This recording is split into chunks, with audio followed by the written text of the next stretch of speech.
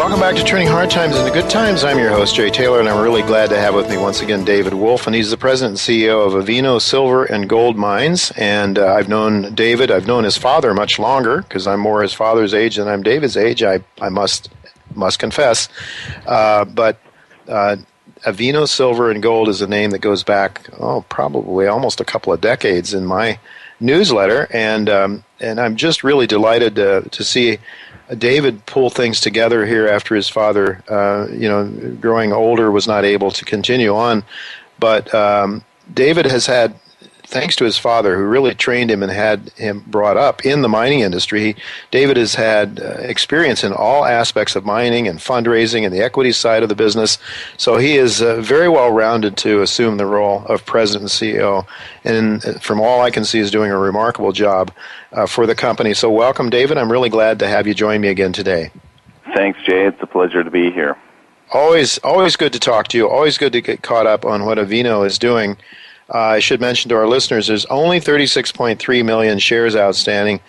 Trading earlier today, I noticed here in New York at $1.14, gives it a minuscule market cap, really, for a company that's producing profitably of $42 million, and I think has potential to really reward shareholders very well for two reasons. First of all, I'm bullish on silver. Secondly, David Wolfin's team is starting to produce increasing amounts of silver and some more gold too, probably in the future. We want to get to that and ask David how he's managing. Which really, David, brings me to my first question. You've done very well. You just put out a press release earlier today talking about 148% increase in the silver equivalent production. 148% increase in the silver equivalent ounces that you produced in the third quarter of this year over the like period of last year. Can you comment a little bit on how you've managed to boost that production so significantly? Well, we completed two major expansions last year in the mill. So we went from 250 tons per day in the beginning of the year and ended the year at 1,500 tons per day. Wow. And alongside this, we reopened the Avino mine. And so we've got two mines in Mexico on the same property. It's the San Gonzalo mine and the Avino mine, and it's all being processed through the same mill. There's three independent circuits in the mill, so we can handle different types of minerals and keep them separate. And so we're very excited about the project and the future. There's a lot of potential still there. So the Avino mine is where you've been producing from for some time. I see you talk about circuit number 3 that you just started producing from underground at the Avino mine, and that's being processed through circuit number 3. Is that a sulfide mineralization, David, that requires you to go through that circuit, or what? Yeah, I mean, this is material that comes directly from the Avino mine, which has copper in it. So we keep it separate from San Gonzalo. San Gonzalo doesn't have any payable copper in it, so we keep the product separate, and then the buyers of the product get what they want. So. Yeah, you're selling a concentrate, I guess, from that mine, aren't you? Correct. Yeah. Now, do you get some gold out of that too, David, or is it? And how meaningful is the copper as a byproduct? Well, for 9 months, we produced about 1.2 million ounces of silver, 5,300 ounces of gold, and 3.5 million pounds of copper. Oh, okay. So when you talk about your cost for production, are you offsetting that cost with those credits, copper and gold credits? Yes. Okay. All right, and then the San Gonzalo mine, it looks like some good news coming out of that as well. I noticed recently you talked about I guess some assays that you pulled that reveal and mineralization was confirmed on lower levels, 3 to 7, right? Yeah. Well, these are levels actually that are projected to the east and to the west of what we. So same level, but just in years. both directions. Yeah. Yeah. so it's good. It's a cheaper form of mining than going deeper. So we're going on strike in both directions, and also we started drilling to the east on San Gonzalo towards an area called Cerro San Jose, and we think that could be the epicenter of all the mineral activity dating back millions of years.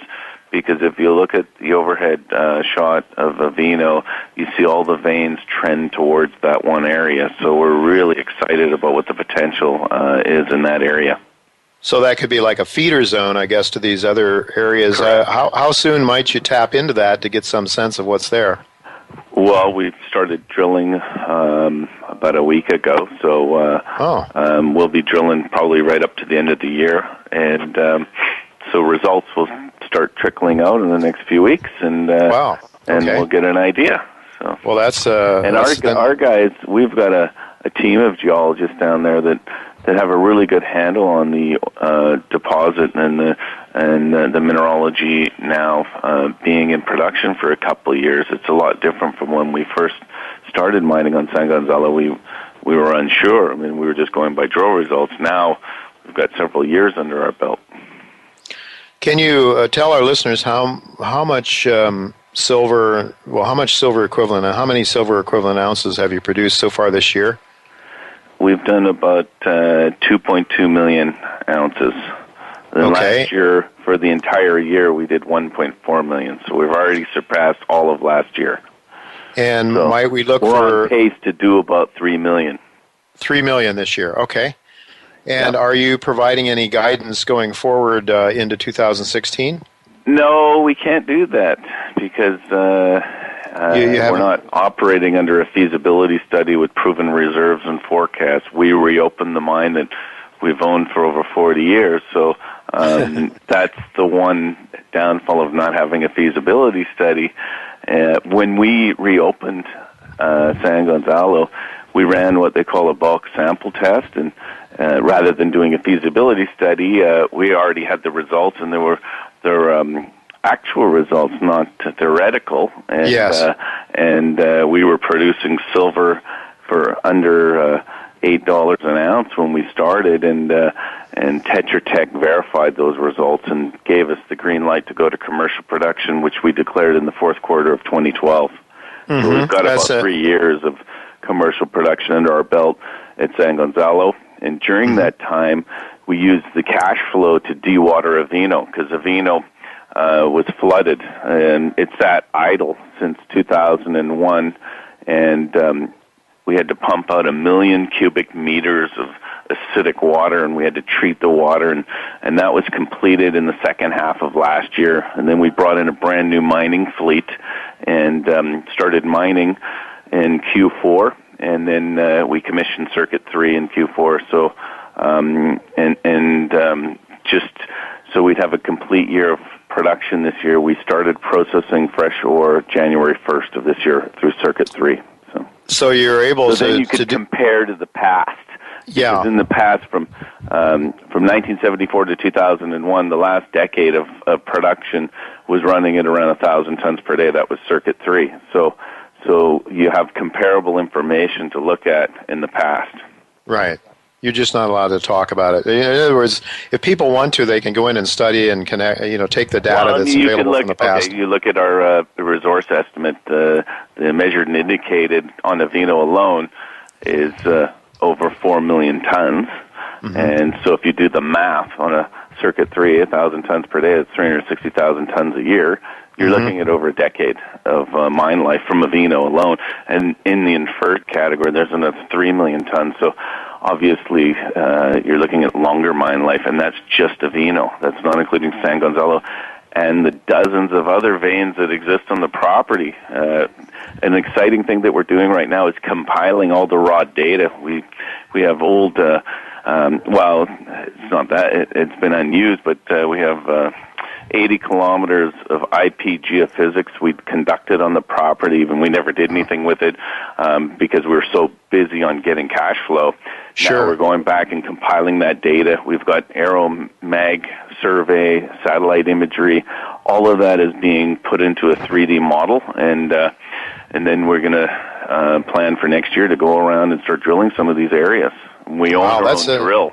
We own our own drill, so we can drill low cost 70% of what contractors charge.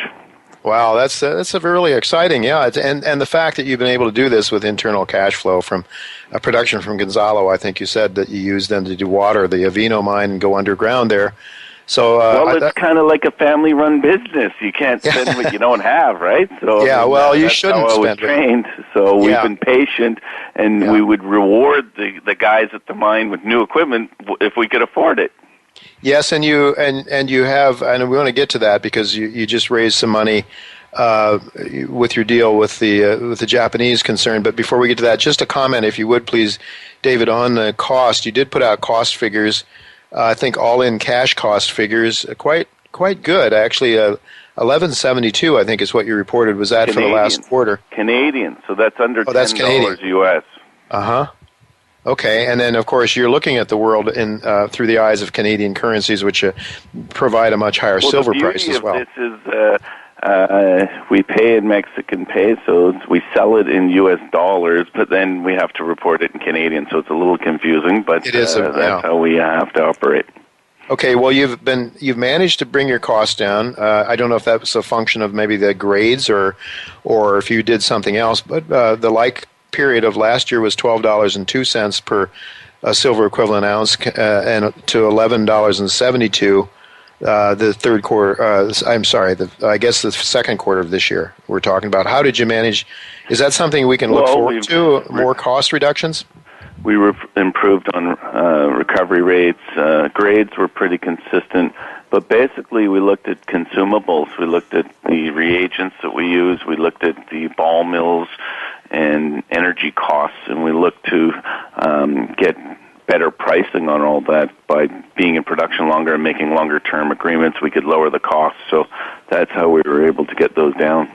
All right, I'd like to talk to you, get you to comment perhaps on the Samsung transaction that you raised $10 million, and you're selling, in return you're paying that off with by bulk shipments of... Sure. You're sending the concentrates, right, that you're getting from the Avino mine. That's correct. What are you doing with the $10 million that you raised? Is that some of the equipment improvements and things you're talking about? Some of that, but basically it's for operating expenses and working capital. And but we have commenced a drill program on San Gonzalo, and there's other things we're looking at. We have a large resource sitting in our tailings pond, and we've done a PEA on there. And because it's an active tailings dam, we can't proceed with advancing that project. So we've applied for permits to build a new tailings facility on the other side of the property, on the other side of the mine. And once we build that out, we can then look to move the current tailings resource forward. And that calls for agglomeration, heap leach, and Merrill-Crowe precipitation recovery system. And that would add another 1.4 million ounces of silver equivalent to our production for 5 years. So we're excited about that project. It's going to be a huge jump in production for us once we can build that out. Wow, I mean, you're looking at, I think you told me a few minutes ago, 3 million ounces there, more or less, this year. So that would take you up over 4 million ounces, theoretically, at least, if it moves forward. I can't give you a firm timeline on that because we haven't built out the new tailings facility yet. And, sure. But in the PEA, they call for, once it's safe to put a drill rig on top, they want us to do... Tetra Tech recommended 90 sonic holes, followed by metallurgical test work of the upper sulfides, because the PEA is only based on the lower sulfides, which are it's exposed, so we could do all the test work on that. So there's 5 million tons in total, so 3 million tons of sulfides would have to be removed to get to the bottom 2 million tons. If those 3 million tons leach, there's still metal in them too, so that would be a bonus and it would improve the numbers that we've reported. So that test work needs to be done before we can make a construction decision. I see. Very interesting. Well, so that's what you're using part of that $10 million for. Now, in terms of repaying it, how much of the production from Avino is going towards the repayment of that $10 million. We've agreed to give them 100% of the production from Avino. It doesn't include San Gonzalo, but the minimum requirement in the agreement is to deliver 800 tons of concentrate a month, which we've been exceeding since we've started it. There's no, we have a payment holiday on the principal for 9 months, and it's a 24-month deal. It's a low cost of capital, below 5%. So it's great. A fantastic financing package for us, and we're thrilled to be in partnership with one of the largest companies in the world. Yeah. And to know that our minerals are going to make it into some of their fantastic electronics. Yeah, it's very exciting. Well, I have to ask you, we're just about out of time here, David, but I have to ask you about the Braylorn gold mine. Sure. You are producing some gold, of course, now as a byproduct. No. It was. We amalgamated the companies last year. We immediately closed the mine after the Mount Polley disaster. We applied for permits to raise the dam. We got it this summer. We just completed raising the dam. We're finalizing our mine plan to reopen it. We're planning to reopen this fall. And we're looking at doing more mechanized type mining. So we're going to do a test for long hole mining. We're going to see if we can get successful at that because it's cheaper form of mining than labor intensive stope mining. So that's our goal for the balance of this year. And then we've used SNC-Lavalin to help us with the mine plan going forward to expand that operation. All right, I suppose probably true to form, you're not going to be spending millions of dollars to put forward a feasibility study here as well. Might you do a PEA or something? The infrastructure's in place. Yeah, so, right. You know, the risk is minimal. I mean, the risk is, you know, the upfront CapEx cost, which is it's a few $1 million. So we have a Caterpillar master finance lease, and with Sandvik, so we're bringing in new equipment. We're going to roll out the same plan that we did in Mexico: is modernize, update, and then expand. So your treasury is in pretty good shape now, David. You don't have to go out and sell a bunch of shares. I hope you don't have to go out and raise a bunch more money now we're fine right now. There's no plans. We want to get our market cap up a lot higher before we issue any shares. Absolutely. Yeah. No, couldn't agree with you more on that. What, just in closing here, what sort of drivers might we be looking forward to? I mean, you mentioned you got some drill results coming forward from the prospective high-grade area at San Gonzalo. Anything else that people should keep their eyes on? I suppose the Braylorn news and. Yeah, keep news on that. I mean, the leverage to silver is really good. If you look at when silver goes up, we go up, and you know we position this company to really outperform in a good market. So we're surviving in a bad market. So look out when things turn. We're gonna take off. Well, I can't. I certainly agree with you, which is why you're a recommendation in my newsletter. And I would also say that. You know, if you're bullish on silver, and as Michael Oliver has pointed out on our show frequently, when you get a bull market in the precious metals, on the upside, silver usually outperforms gold. On the downside, gold does better than silver, loses less than silver does. But so if you think we're ready for a turn, here's a company, Avino Silver and Gold, that is increasing production, lots of exciting exploration potential, which they didn't tap into because they were busy getting into production, getting cash flow, which I like, David, very much, because I hate these companies that go out and just sort of, you know, dilute me to oblivion. And that's the way most of these companies go. So kudos to you and your father and your team. Anything else you'd like to add before we say goodbye today? No, just we're available. If anyone has any questions, please don't hesitate to contact us. And we really appreciate being on your show and wish everyone happy investing. Well, happy investing, I think it will be if I'm right about the turn of the market. So thank you very much, David. Look forward to doing it again sometime in the not-too-distant future.